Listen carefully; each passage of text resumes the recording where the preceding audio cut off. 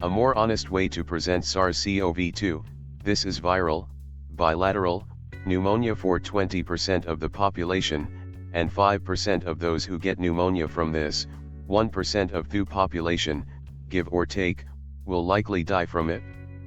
We hear so many references to flu or cold, but let's just call it what it is. I don't think that is alarmist, but reality.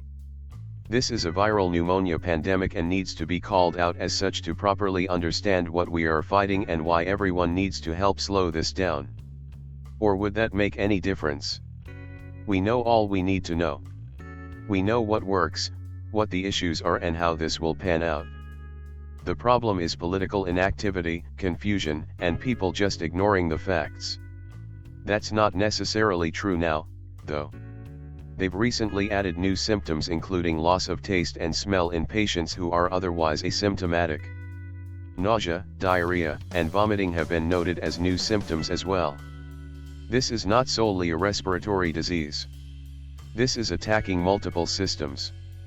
True, but the point is to simplify the message to get more people to take it seriously. None of those are life-threatening or permanent, except organ damage, which so far mostly aligns with pneumonia cases. We can't even fully believe it's a global pandemic yet. There's video of these hospitals with people on the floor and people drowning in their own fluids, and a lot of the populace still don't understand or care. But the way it is now being reported, people are thinking that those people are the 1%, not the 20%, in other words, they are thinking, that sucks, but that is not likely to be me, just the old and already sick people. We need to change that mindset ASAP. Yep. I do agree, though my first comment may have seemed a bit pissy.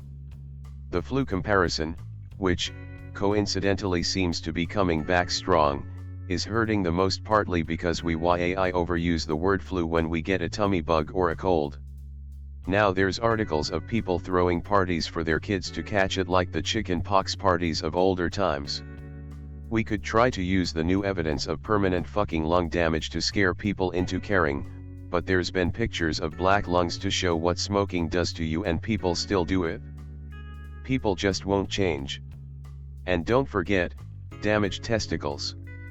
This ball message might help. I missed that memo. Our gonads are at risk?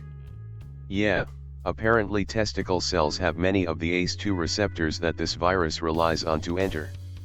More men are catching this virus than women. I thought it was a patriarchy, see Italy, correlation, and now this gives me thought. Porque no los dos?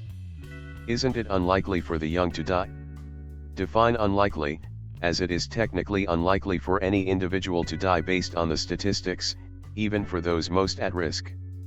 Statistics such as those available lose their meaning when applied too narrowly, such as to an individual. Depends where you are in the US. I already know people who have it. I live in DC, and have friends in NYC. This is very real for us. The city is shut down, and for good reason. People need to think about the 20% number. That is the potential death toll if our hospitals get overwhelmed. That is not Spanish flu numbers, those are straight up plague numbers. It's real for me and my fam. Mom did chemo 1.5 years ago and I have a 1.5-month-old newborn. Been saving money and food since before December. We're all holed up, hopefully through the worst of it.